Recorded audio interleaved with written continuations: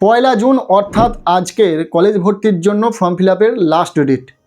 এরপর তোমরা চাইলেও ফর্ম ফিল আপ করতে পারবে না। ফার্স্ট ফেজে যে অ্যাডমিশন প্রসেস চলছে সেখানে তোমরা কোনোভাবেই আর যুক্ত হতে পারবে না। তাই যারা যারা এখনও পর্যন্ত ফর্ম ফিল আপ করে উঠতে পারেনি, আজকের মধ্যে তাদেরকে ফর্ম ফিল আপ করে নিতে হবে।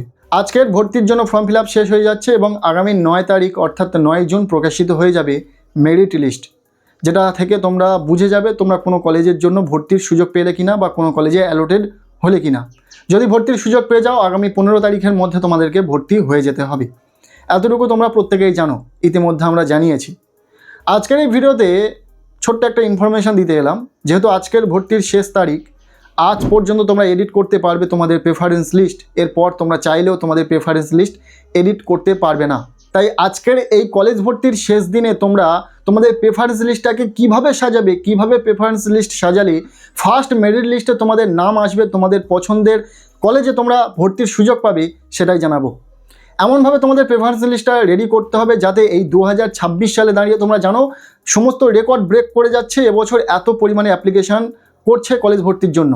তো সেক্ষেত্রে তোমার যদি নাম্বার পার্সেন্টেজ খুব ভালো থাকে সেক্ষেত্রে তুমি চান্স পাবে, কিন্তু তোমার যদি নাম্বার পার্সেন্টেজ মিডিয়াম হয় সেক্ষেত্রে কিন্তু তুমি এই কলেজ ভর্তির ক্ষেত্রে অনেকটা পিছিয়ে পড়ছো এবছরের জন্য। অন্তত এবছরে প্রচুর পরিমাণে ছাত্রছাত্রীরা কলেজ ভর্তিতে আগ্রহী দেখাচ্ছে, যেটা কোনো বছর সাধারণত দেখা যায়নি। তাই তোমরা খুব সচেতন হয়ে যাও কলেজ ভর্তির প্রেফারেন্স লিস্ট নিয়ে, কারণ ওই একটা বিষয়ের ওপর নির্ভর করে তুমি তোমার ড্রিম কলেজ পেতে পারো, তোমার স্বপ্নের কলেজ পেতে পারো, তোমার প্রেফারেন্স লিস্টের উপরের দিকে থাকা কলেজ পেতে পারো। কিভাবে পাবে সেটা আমরা বলবো। কলেজ ভর্তির ক্ষেত্রে প্রেফারেন্স লিস্ট কিভাবে সাজাতে হবে ছোট্ট করে জেনে নাও। তোমরা 3টে ফর্মুলা ইউজ করবে। নাম্বার 1, ড্রিম কলেজ, যেটাকে তোমরা টপে রাখবে, তোমার প্রেফারেন্স লিস্টের একদম উপরে রাখবে। যে কলেজে তুমি ভর্তি হতে চাও, যেটা তোমার স্বপ্নের কলেজ, সেই কলেজটি তুমি উপরে রাখবে, একদম প্রেফারেন্স লিস্টের ওপরে। 1-2 হতে পারে তোমার ড্রিম কলেজ।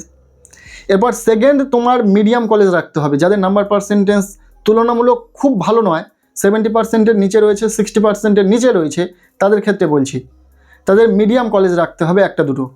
মিডিয়াম কলেজ বলতে যেখানে তুমি মোটামুটি ভর্তি হতে চাইছো, ভর্তি হলে তোমরা তোমাদের পছন্দের কলেজ না পেলেও তোমরা যে এই মিডিয়াম কলেজ যেটা রাখবে সেখানে ভর্তি হতে চাও।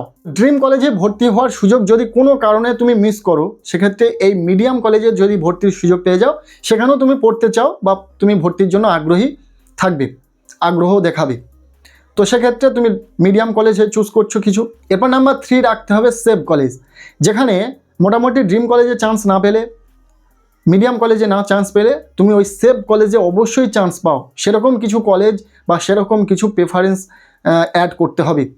বিষয়টা ক্লিয়ার হলো না? তোমার নাম্বার পার্সেন্টেজ কম উচ্চ মাধ্যমিক পরীক্ষাতে, তুমি তো আর চাইলেও তোমার স্বপ্নের কলেজ অর্থাৎ সেই নামি দামি কলেজ যেখানে পপুলারিটি খুব বেশি রয়েছে কলেজের এবং সেখানে অধিকাংশ ছাত্রছাত্রীরা ভর্তির জন্য আগ্রহ দেখায়, সেই কলেজে তুমি চাইলেও ভর্তি হতে পারবে না, সেখানে তোমার কাট অফ যাবে অনেকটা বেশি।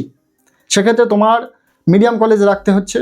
যেখানেও তুমি যদি চান্স না পাও, সেভ কলেজ রাখবে, যেগুলো মোটামুটি একটু গ্রামাঞ্চলের দিকে রয়েছে, যেগুলো পপুলারিটি খুব বেশি নেই, ভালো কলেজ কিন্তু পপুলারিটি খুব বেশি নেই, শহরাঞ্চল থেকে একটু দূরে এবং ছাত্রছাত্রীরা খুব বেশি আগ্রহ প্রকাশ করে না সেই কলেজে ভর্তি হওয়ার জন্য, সেই সমস্ত কয়েকটা কলেজ তোমাদেরকে কিন্তু রাখতে হবে সেভ কলেজ হিসাবে। তাহলে কি হবে, সেই কলেজে তুমি কিন্তু ভর্তির সুযোগ পেয়ে যাবে। এই 3টে ক্যাটাগরির কলেজ কিন্তু তোমাকে রাখতে হবে তোমার প্রেফারেন্স লিস্টে। সব কলেজই ভালো, কোনো কলেজ খারাপ নয়, কলেজের ওপর কোনো বিষয় নির্ভর করে না। বিশ্ববিদ্যালয় অর্থাৎ ইউনিভার্সিটি তোমাকে কিন্তু সার্টিফিকেট প্রদান করবে, কলেজ নয়। তাই কলেজ চুজ করতে প্রথমেই যাবে না। যদি ভালো নাম্বার পার্সেন্টেজ থাকে, তোমার একটা স্বপ্নের কলেজ থাকে, সেক্ষেত্রে বিষয়টা আলাদা। কিন্তু বন্ধু বান্ধব চাইছে ওই কলেজে ভর্তি হতে, মানে ওই কলেজটা খুব ভালো, বাকি কলেজগুলো খারাপ, এমনটা কিন্তু একদমই ভেবো না। কলেজ সমস্তটাই ভালো, তোমার কলেজের ওপর তো সার্টিফিকেট নির্ভর করবে না, ইউনিভার্সিটি তোমার সার্টিফিকেট প্রদান করবে। তো সেক্ষেত্রে কলেজের ওপর নির্ভর করে না, তোমার নিজের পড়াশোনার ওপর নির্ভর করবে। কলেজ ভর্তির ক্ষেত্রে তোমরা বেশ কিছু বিষয় মাথায় রাখবে। তো প্রেফারেন্স লিস্ট তোমরা এই 3টে ভাগে ভাগ করে নেবে, যাদের একটু নাম্বার পার্সেন্টেজ কম রয়েছে, আর যাদের 75%-এর ওপরে নাম্বার রয়েছে, 80%-এর ওপরে নাম্বার রয়েছে, মোটামুটি তাদের কাট অফ অনুযায়ী তারা যদি শহর অঞ্চলে যে সমস্ত নামি দামি কলেজ রয়েছে, যেগুলোর পপুলারিটি অনেক বেশি, যেগুলোর রেপুটেশন অনেক বেশি, সেই সমস্ত কলেজে কিন্তু তোমরা সহজে ভর্তি হতে পারবে।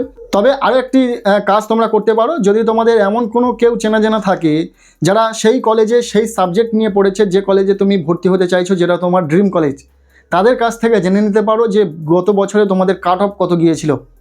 সেই কাট অফ অনুযায়ী তোমরা বুঝে নিতে পারবে যে তোমার নাম্বার অনুযায়ী তুমি সেই কলেজে চান্স পাবে কিনা। কিছুটা 19-20 হতে পারে, একটু বাড়তে পারে এবছরে, কারণ এবছরে প্রচুর পরিমাণে ছাত্রছাত্রীরা কিন্তু ভর্তির জন্য আগ্রহ দেখাচ্ছে, যেটা গত বছরে কিন্তু ছিল না।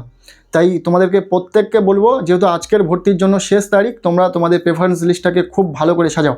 আর সবশেষে একটি গুরুত্বপূর্ণ কথা যেটা খুব ভালো করে মাথায় রাখবে, যেটা সতর্ক বার্তা, সেটা হলো কলেজ ভর্তির ক্ষেত্রে এমন কোনো প্রেফারেন্স তুমি অ্যাড করবে না, এমন কোনো চয়েস তুমি প্রেফারেন্স লিস্টে রাখবে না যে কলেজে যে সাবজেক্টে তুমি পড়তে চাও না।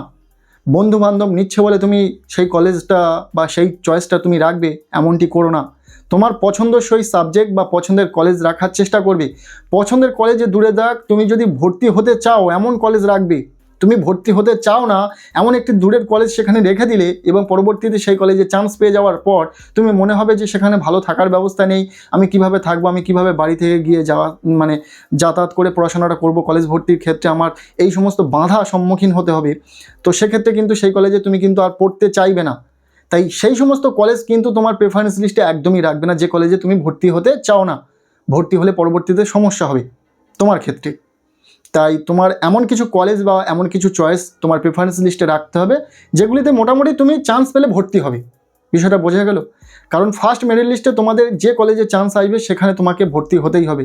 তারপর দেখা হবে আপগ্রেড রাউন্ডে তুমি অন্য কোনো কলেজে চান্স পাচ্ছ কিনা তোমার নাম্বার অনুযায়ী। বিষয়টা পুরোপুরি ক্লিয়ার করে দেবো পরবর্তী কোনো একটি ভিডিওতে। আপগ্রেড রাউন্ডের যে মেরিট লিস্ট আসবে সেটা কিসের উপর নির্ভর করবে, আপগ্রেডেশন কারা করতে পারবে, মপ আপ রাউন্ড কি, পুরো বিষয়টা পরবর্তী কোনো একটি ভিডিওতে শেয়ার করছি। আজকের এই ভিডিওটি ব্যাস এতটুকুই। কেমন লাগলো জানিও। ভিডিওটি ভালো লেগে থাকলে লাইক করে দাও, চ্যানেলে নতুন হলে চ্যানেলটিকে সাবস্ক্রাইব করে রাখো, আর পারলে ভিডিওটি বন্ধুদের সাথে প্রচুর শেয়ার করে দাও।